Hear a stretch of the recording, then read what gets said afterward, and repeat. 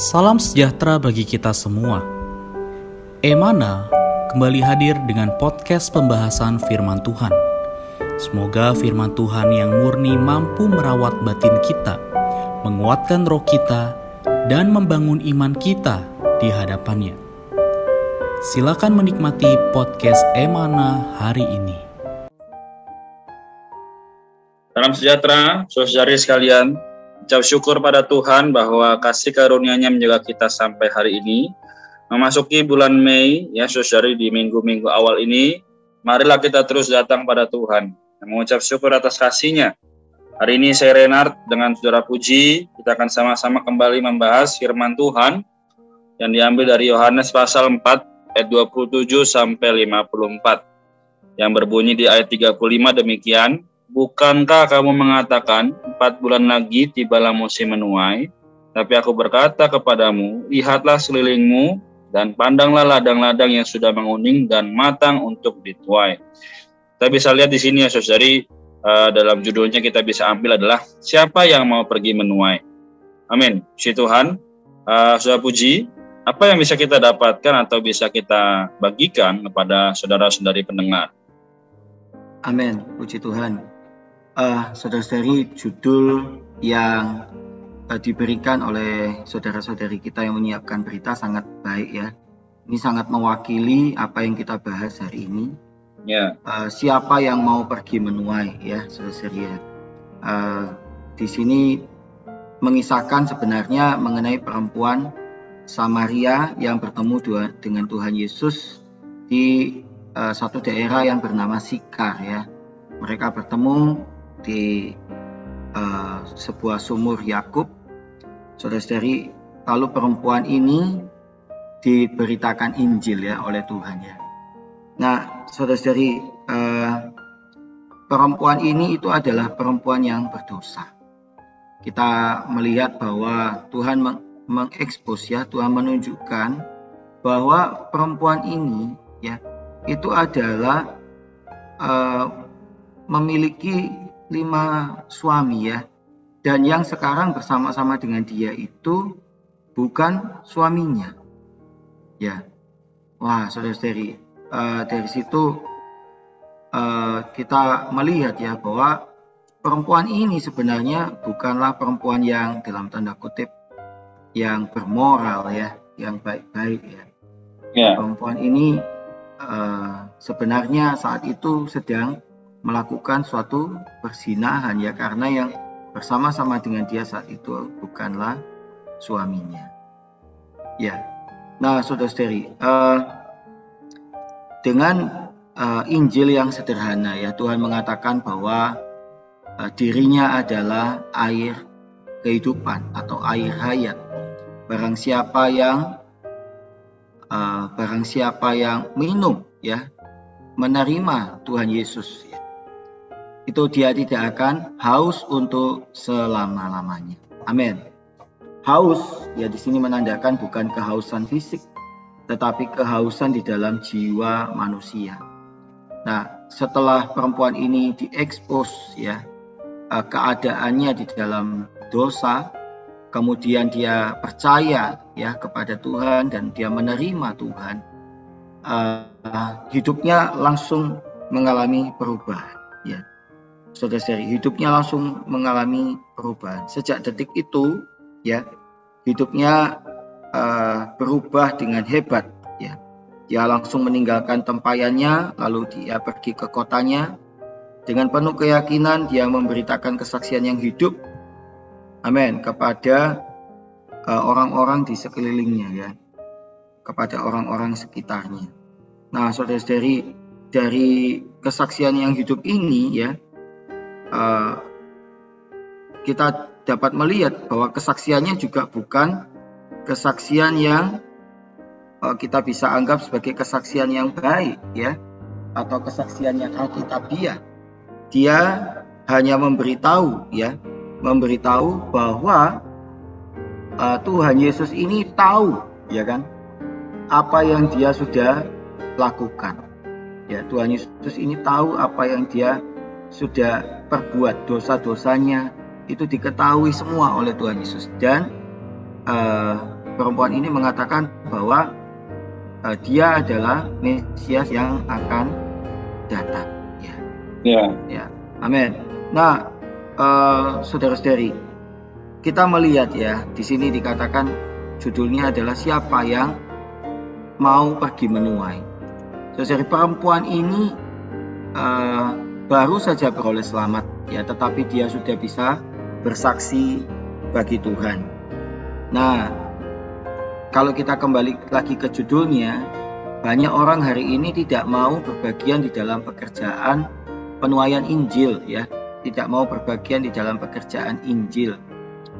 Orang mungkin mengatakan yang pertama adalah lingkungan saya tidak siap ya. Lingkungan saya adalah lingkungan yang fanatik terhadap suatu agama tertentu. Atau lingkungan saya adalah lingkungan yang penuh dengan dosa ya. Orang-orang tidak mempedulikan agama.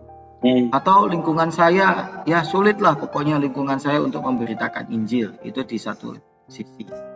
Di sisi yang lain orang mungkin mengatakan, wah siapakah saya ya? Saya kan tidak bisa memberitakan Injil, saudara. Saya ini bukan pelajar dari sekolah Alkitab ya. Saya bukan lulusan teologi ya. Saya tidak memiliki gelar sebagai seorang misionari ya atau penginjil ya. Saudara-saudari, atau orang itu mengatakan saya bukan seorang evangelis ya. Saudara-saudari, amin. Tuhan mengatakan ya bahwa di ayat yang ke-35, bukankah kamu mengatakan 4 bulan lagi tibalah musim menuai ya. Orang mungkin mengatakan nanti dululah, 4 bulan lagi lah ya kan. Sekarang belum saatnya menuai. Sekarang belum saatnya mendapatkan orang-orang bagi Tuhan. Ya, tetapi Tuhan kemudian melanjutkan perkataannya. Tetapi aku berkata kepadamu, lihatlah sekelilingmu dan pandanglah ladang-ladang yang sudah menguning dan matang untuk dituai. Amin. Saudara-saudari, di sini dikatakan orang ya, kita menganggap bahwa kita jangan dulu ya bersaksi bagi Tuhan, jangan dulu memberitakan Injil, jangan dulu mendapatkan orang-orang ya bagi Tuhan. Tetapi Tuhan mengatakan orang-orang itu sebenarnya ya, menurut pandangan Tuhan sudah siap untuk menerima pemberitaan, sudah siap untuk bertobat ya kan, sudah siap untuk dituai. Saudara-saudari, jangan memakai pandangan diri kita sendiri ya. Kita memandang diri, kita tidak akan pernah merasa mampu ya bersaksi bagi Tuhan. Kita memandang lingkungan, kita mungkin akan mengatakan, wah saat ini bukan waktunya untuk menuai.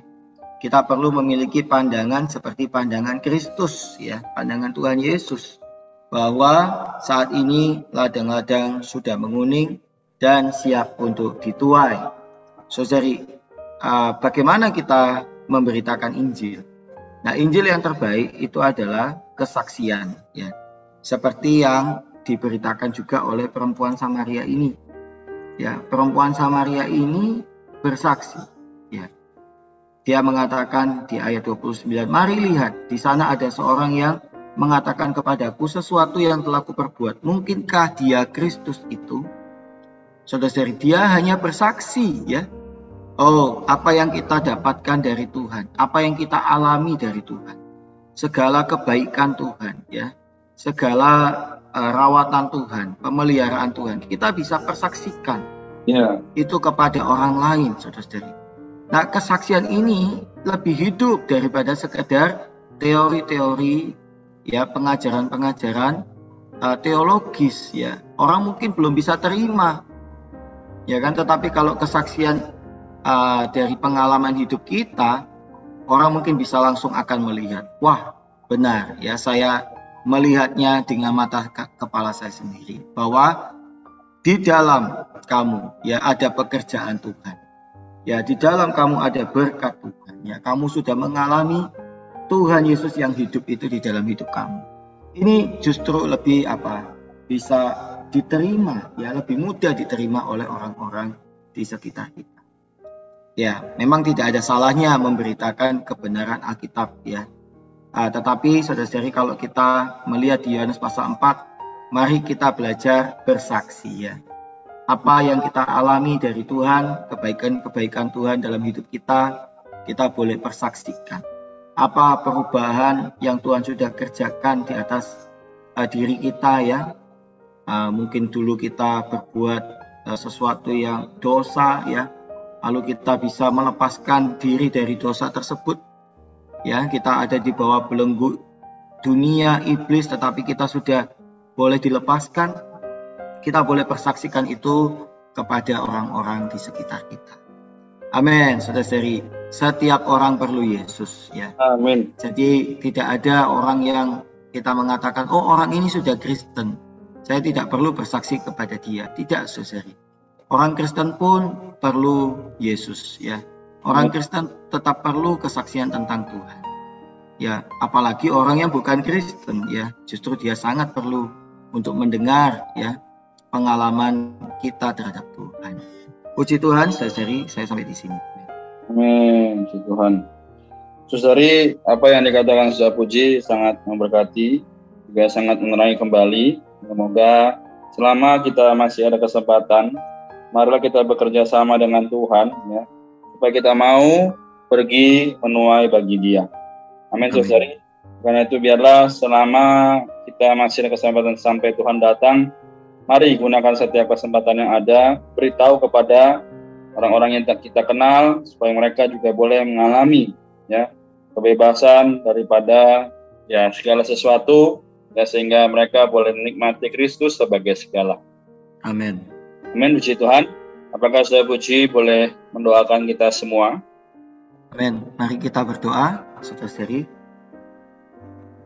Amin. Tuhan Yesus, terima kasih Tuhan. Tuhan buka mata rohani kami ya Tuhan, sehingga kami boleh memandang Tuhan sekeliling kami, orang-orang yang memerlukan diri-Mu sebagai Tuhan dan Juru Selamat. Orang-orang yang memerlukan Engkau sebagai air kehidupan, air hayat yang mampu meleraikan segala rasa haus di dalam jiwa kami. Tuhan Yesus, dikolah kebutuhan setiap orang perlu Yesus. Tuhan, jadikan kami orang-orang yang bersaksi, yang memberitakan, yang ikut di dalam pekerjaan penuaian Tuhan terhadap Injil. Tuhan Yesus, jadikan kami ya Tuhan orang yang berani, tidak malu Tuhan terhadap Injil Tuhan. Oh Tuhan Yesus, kami boleh memberitakan, bersaksi mengenai apa yang kami alami di dalam Tuhan. Tuhan, berkat-berkat yang Tuhan Engkau sudah berikan, pekerjaan Roh Kudus-Mu yang terjadi di atas kami, menjadi kesaksian yang hidup yang kami beritakan kepada orang-orang di sekitar kami. Tuhan, sekaranglah saatnya ya Tuhan. Tuhan, kami tidak boleh menunda. Sekaranglah saatnya kami bersaksi, kami memberitakan Injil, kami menuai Tuhan di dalam ladang-ladang Tuhan.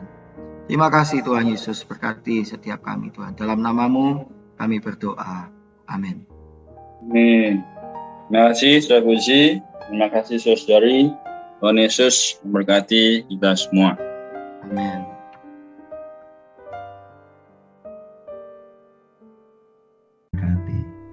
Amin. Sekian pembahasan firman porsi hari ini. Sampai jumpa di podcast berikutnya. Jangan lupa untuk download aplikasi Emana pada handphone Anda untuk manfaat yang lebih banyak. Tuhan Yesus memberkati.